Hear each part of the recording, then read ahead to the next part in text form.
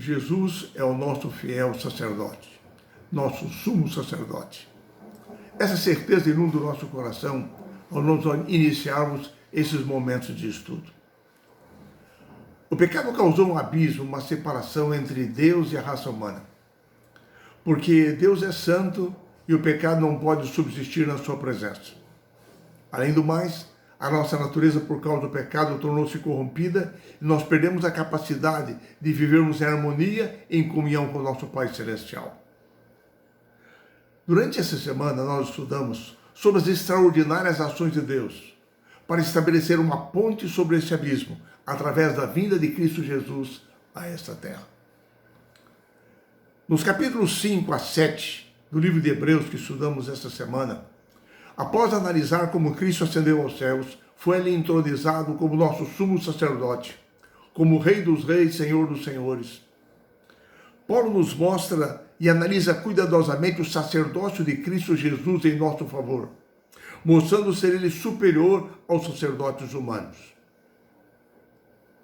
Ao fazer essa análise, Paulo destaca algumas coisas. Ele diz que o propósito básico de um sacerdote é mediar entre o povo e Deus, entendendo as fraquezas e as necessidades das pessoas. E Paulo nos mostra que Jesus era capaz de cumprir tudo isso, porque ele viveu aqui conosco, sofreu as nossas dores, viveu entre nós, se ofereceu por nós sem pecado na cruz do Calvário, ascendeu aos céus, ele está de tal modo identificado conosco que ele pode ser o nosso sacerdote.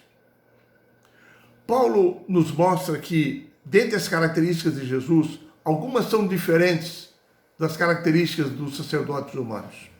Por exemplo, Jesus não foi escolhido dentre os homens, porque ele era divino, ele era Deus. Segundo, ele não teve que oferecer sacrifícios por si mesmo, porque ele era sem pecado. Terceiro, os sacerdotes humanos deviam obediência à lei, mas ele, Jesus, era o doador da própria lei. O que ele teve que fazer é obedecer ao Pai ao assumir a natureza humana para cumprir o propósito de nos salvar. E mais, Paulo diz que Jesus foi aperfeiçoado diferentemente dos sacerdotes humanos, porque ele não precisou de progredir moral e eticamente.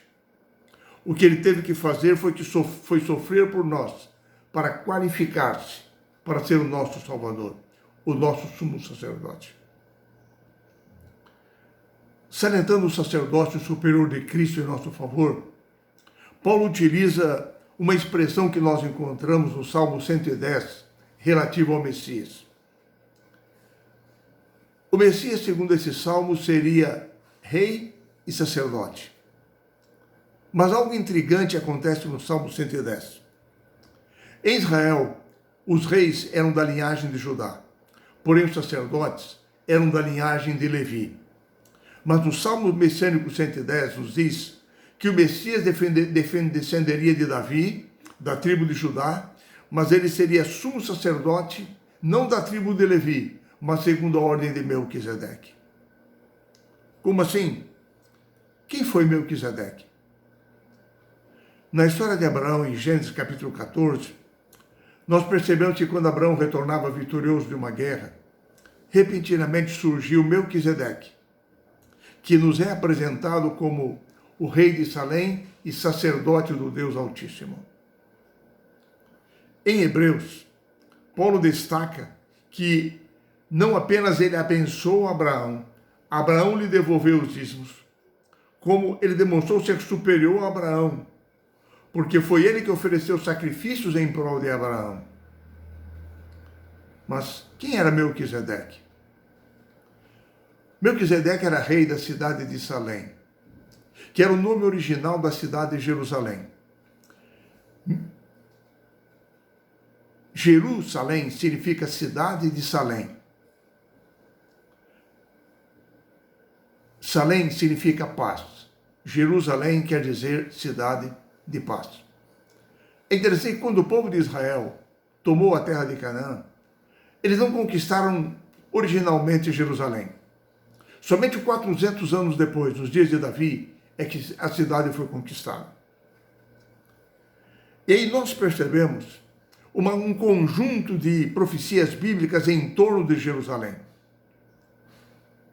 Paulo argumenta que Jesus era nosso sumo sacerdote, não segundo a ordem de Levi, mas segundo a ordem de Melquisedeque. Paulo destaca algumas coisas. Ele diz que a Bíblia não apresenta a genealogia de Melquisedeque. Quem foi seu pai, quem foi sua mãe, seu nascimento, sua morte.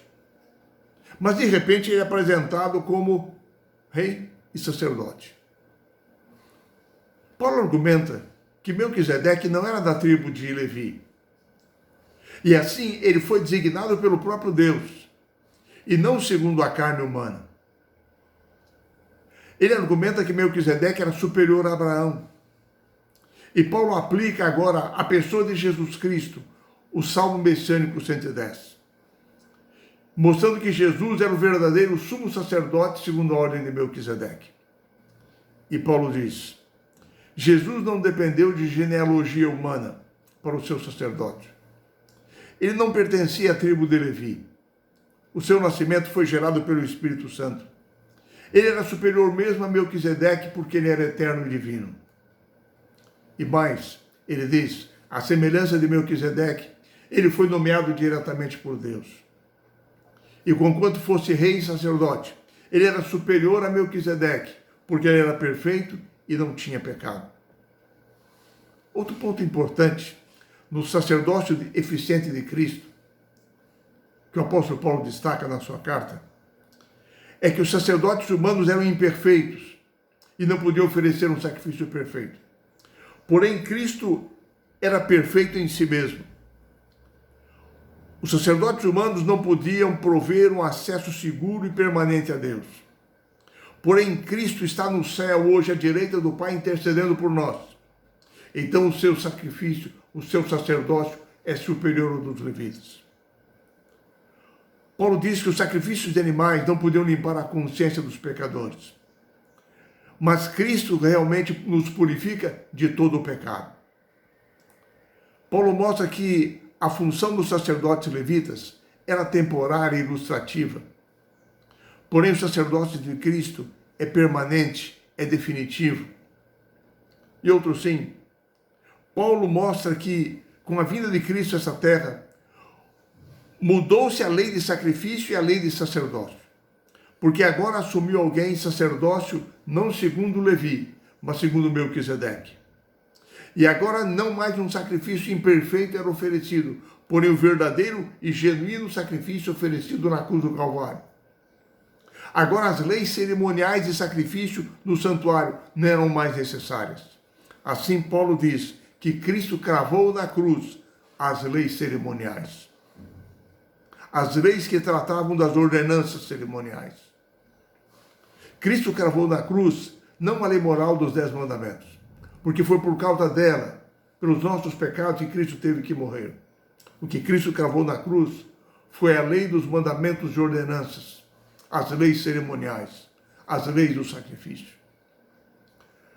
Paulo destaca que Jesus é um sacerdote imortal e eterno, que oferece uma salvação eterna, uma salvação plena.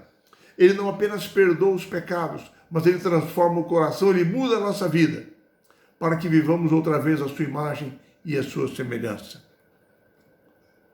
Paulo mostra também que a aliança feita com Israel no Sinai era uma aliança provisória até que o verdadeiro Cordeiro de Deus que tira o pecado do mundo viesse para nos salvar. Assim, Cristo se entregou na cruz do Calvário como o fiador da eterna aliança feita por Deus com a humanidade, antes que o mundo fosse criado, comunicada a Adão e Eva quando eles pecaram, confirmada aos patriarcas, confirmada a Abraão. A aliança no Sinai era apenas uma ilustração, um preparo para a verdadeira nova aliança que Cristo faria um dia na cruz do Calvário. Assim, o apóstolo São Paulo diz, ao exaltar o sacrifício de Cristo, o seu sacerdócio, que Jesus era santo, era sem mácula, inculpável, separado dos pecadores, por sua origem divina, porque viveu sem pecado e porque depois ascendeu aos céus. E agora ele foi exaltado por Deus acima dos céus. E ali ele está intercedendo em nosso favor. Enfim, a grande lição que aprendemos essa semana é que Deus estava em Cristo, reconciliando consigo o mundo. Ao assumir a nossa natureza, o Salvador se uniu à humanidade por um laço que jamais se romperá. Ele estará ligado conosco por toda a eternidade. Hoje, eu e você, estamos representados em Jesus perante o Pai. Hoje, nós temos um intercessor por nós junto ao Pai. Hoje, nós podemos achegar-nos com confiança ao trono da graça de Deus.